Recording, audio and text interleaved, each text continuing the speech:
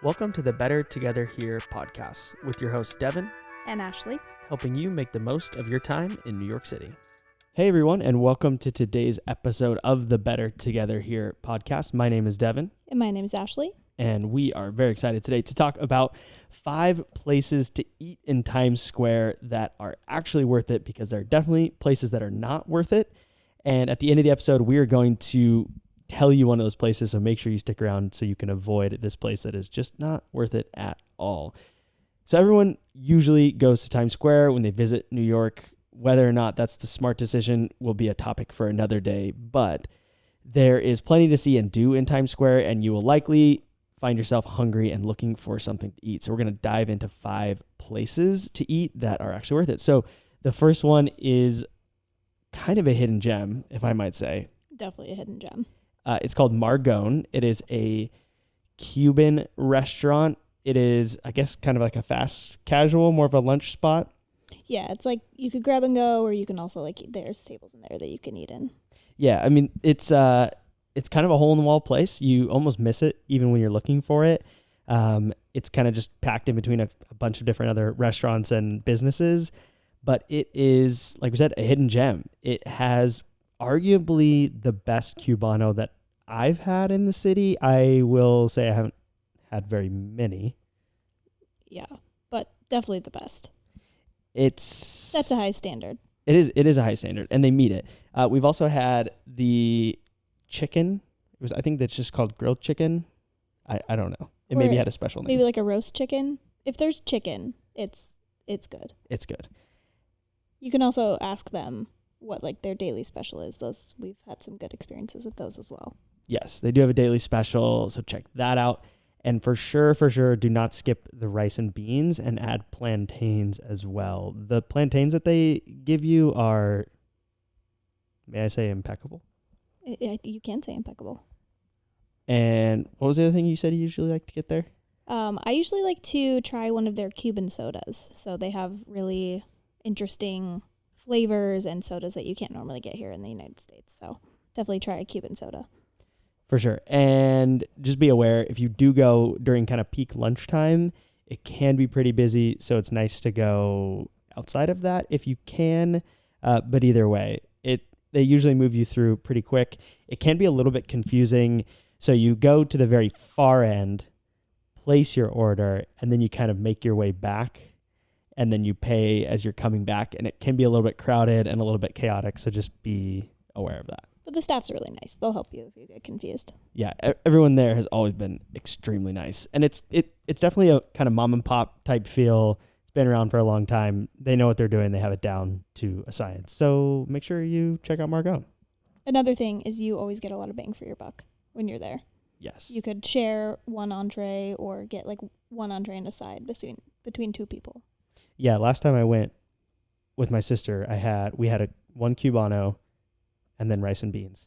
And it was honestly a pretty good amount of food for both of us. So good call. Yeah, you can share, which makes a difference. New York's expensive. Which leads us to our second place to eat in Times Square, Yard House, which is not just a New York thing, which, I don't know, it's kind of tough to put a non-New York City exclusive restaurant on a list of places to eat in Times Square, but they have it figured out. It's good food. There's a ton of beer, over 100 beers on tap, which when we sat down and looked at the beer menu, they had a digital version and a paper version, and it was just overwhelming. There's so many beers. Their beer menu was like a Cheesecake Factory menu. It had 8 or 10 pages on it of just different types of beer. And it was very well organized and very interesting to look at all of the different beers. Yeah, we, I think, had 2 beers each while we were there. We tried a wide variety. The beers are actually pretty well priced, especially for New York City. I want to say I think they were in the $7 to $11 range. Yeah, I'd say $7 to $11 range. And they had different size options, so definitely plenty you can do there. They have tons of TVs. I mean, it's kind of like a sports bar in a sense. We went there and watched the Knicks playoff game. But yeah, there is plenty of drink options, plenty of sports. It also had a lot of space when we went there. Yes, which is rare, especially in Times Square. Everything feels very crowded, so it was nice to have some space. When we went, we got the poke nachos, which were surprisingly good. Really good. Yeah, I would get those again. I would too. We got something, maybe wings. I mean, it's like your kind of standard, bar food, like upscale bar food. I would say upscale bar food. Yeah, a little bit more than what you would get at like a typical sports bar, like more variety. But they do have like your standard go-tos if that's what you would like. And pretty good portions as well, which is nice. And again, like I said, the prices not terrible, especially for being right in Times Square.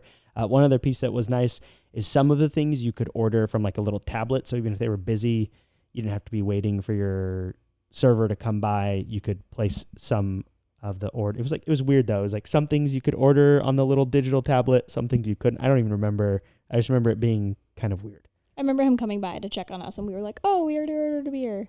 Yeah, and he's like, "Oh, okay, that's it." It's a little bit strange, but it is a nice feature to have. So check out Yard House, especially if there's a sporting event that you want to watch, big game, whatever it is. It's a good place to catch a meal in Times Square. But if you're wanting something faster, so that's sit down. Margon is kind of your hybrid. Yard House is definitely sit down. Los Tacos number 1 is a great option for grab and go. Los Tacos number 1, arguably one of the more popular taco spots in all of the city. They have multiple locations. There's one in Chelsea Market. There's this one in Times Square. The ordering process, it's a little bit funky. Ashley's going to explain how this works because the first time you do it, it's a little confusing and you usually end up kind of looking dumb. So you're going to go up and order. You're going to pay, and she's going to give you a ticket. You take the ticket over to the taco counter where you will hand the ticket to the gentleman making the taco. He'll point on the wall and show you the options of different things you can get on the taco, and then that man will be in charge of making your taco and handing it back to you. And there's a cute sign that says, "No ticket, no taco." Because certainly people have tried to game the system, and they're not about that. The tacos are all good. We've had all of them. I think we've had all of them. They're all fantastic. All very and good. As a Californian, I am definitely a little bit snobby about Mexican food, and Los Tacos number 1 adds it meets my expectations. Agreed. And another thing to be aware of, you'll see quesadillas. It's not what you're expecting. So if you're expecting like your standard tortilla on the bottom, tortilla on the top, it's not that. It's not like that. An open-faced taco that's not folded. It is really good because it has cheese. I don't think their regular tacos have cheese on them. I don't think so. So if you want a taco with cheese, get the quesadilla, but it's not what you would expect. Yeah, it's a little interesting. Chips and guac, also good. And if you like horchata, is very, very good. And of course, you can get a Mexican Coke, which is always better than normal Coke. And a nice thing, like we mentioned about Los Tacos number 1, is it's usually pretty quick. Even if there's a line and it's busy, they move you through pretty fast. So it's a nice place to grab a quick bite, which leads us to our 4th place on the list, which can be quick, but can also be very, very crowded. Arguably the most popular spot in Times Square, and that's Joe's Pizza. It is popular for a reason. It's very good. And when you go inside, you will see picture frames with all the different famous people who have come to the pizza joint and had a good experience. And I would say it's usually worth the wait. But if you're going to be waiting longer than 15 or 20 minutes, you can find somewhere else. Yeah. I've never had a bad pizza there. It kind of is like any pizza joint, whatever your preference is. They have lots of different options. They have like a mushroom, a supreme, sausage, cheese, pepperoni. It's just whatever you would typically get there. But the hack that we found for Joe's is you can go on their website. So if you're kind of trying to do a last minute thing, this wouldn't really work. But if you know you're going to be in the area and you're going to want to get Joe's, I recommend going onto their website, placing an order beforehand, especially if you're getting a whole pie. Because if you order a whole pie, that you're going to wait almost every single time. You're going to wait a long time, and you're going to be in a lot of people's ways if you're waiting for a whole pie. Yeah, because it's definitely usually crowded in there and a little bit chaotic. And that brings up another point. This is not the place that has friendly staff. Quite the opposite. If you get up to the counter and you don't know what you want, they're going to bark at you and they're going to yell at you. Or they're going to yell next to the person behind you. Yeah, they will literally just like skip you if you're not ready. So have an idea of what you want to get. But if you can, and especially if you have, a couple people with you, a few people, order ahead, get a whole pie, skip the line, totally worth it. And we usually, when we go to Joe's, we'll go over to the CVS across the street. and you can get cheaper drink options. There's more options. You can snag a beer if you'd like, whatever it is. And the nice thing about Joe's too, there is usually some tables out there where you can sit, but it's, it's a slice of pizza. You can just, if not a counter where you can stand and eat, but probably plan on standing on the street and eating a slice of pizza if you're going to go to Joe's. Which is kind of like part of the experience. It's kind of a rite of passage. Definitely. Eating a slice of pizza on the streets of New York is, you got to do it when you visit. You have to. It is part of the experience. And once you're done eating at one of these places, you can go to the 5th place on our list, which is Junior's Restaurant. Junior's, some people, it has mixed reviews overall, like with the food. I think the food is good. We've really liked the Reuben before. They have a very solid Reuben, but a lot of the rest of the menu is kind of classic diner food. Meaning expensive. Yeah, usually a little bit more expensive than what you should be paying and not amazing, but the Reuben is incredible. The Reuben is super solid, and any of their cheesecake is a must-have. And that's really what you typically are going to Junior's for, is less the food and more the cheesecake. We've also had the milkshakes, which are very, very good. They have sports on as well. Sometimes it's kind of a nice like late night spot after you get out of a Broadway show, or if you're just kind of cruising around Times Square, you maybe already had some food and you just want to get like some fries and a shake or a couple pieces of cheesecake. Just know that it also, it's in the literal heart of Times Square, and so it can get really, really busy. So sometimes you'll go in, kind of put your name on the list, and they'll tell you, oh, it's going to be 30 minutes, 45 minutes or whatever.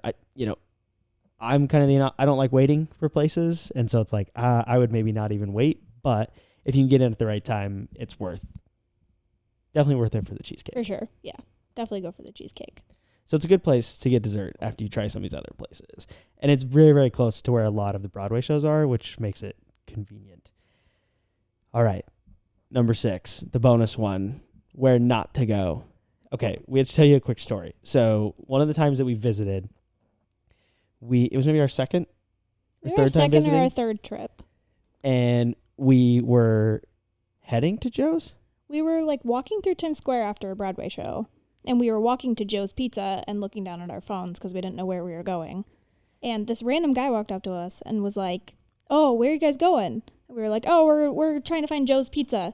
And he was like, "Oh, don't go to Joe's, go to Ray's. Ray's is way better," and pointed us uptown to where Ray's Pizza was. And we were like, "Oh, like, okay, like, thanks, man." And then proceeded to go to Joe's because that's where we wanted to go. But fast forward to the future, and we did end up going to Ray's eventually. Once we lived here. And that guy was a liar. Ray's is not good. I don't care what anyone says. It's not.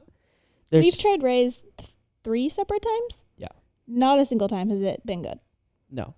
It's just like flavorless. The prices are way too high for what you're getting. Like, it's comparable to what you're going to pay at Joe's, but Joe's is like 10 times better. I just don't understand why people go. Like, you will not see a line at Ray's Pizza, and there is a reason for that, because it's not good pizza. So it's like, if someone tells you go to Ray's, don't go, and instead go to Joe's, or go to any of the other pizza spots like Little Italy or Dollar Slice or just anything. Just don't go to Ray's.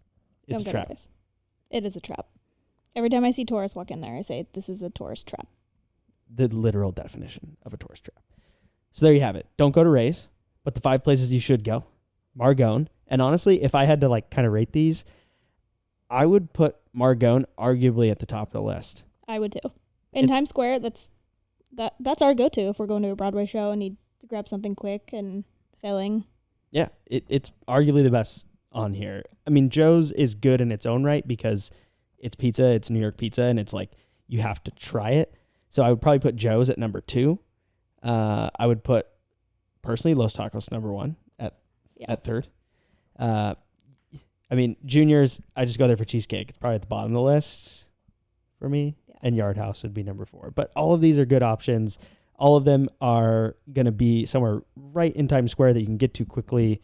Especially Los Tacos number 1, you can get in and out pretty quickly, and Joe's as well, depending on the time of day. But it's like most places in New York. if you go right at lunchtime or right at dinner time, you're going to face a line. But if you're kind of going in off hours, the way to do eating in Times Square or New York City in general is to do like 4 or 5 meals a day, and then you're not going at peak times. Yes. That's the way to do it. Yeah, you gotta eat more meals at weird times. And that's how you avoid the crowds. So we hope you enjoyed this episode. We hope you are excited to try some of these places. If you haven't already, please leave a review on Apple Podcasts. It is important for helping this podcast get exposure and to be shown in all the algorithms, and that's stuff that no one understands. Follow us on Spotify, all the different things. But other than that, we will catch you on the next episode.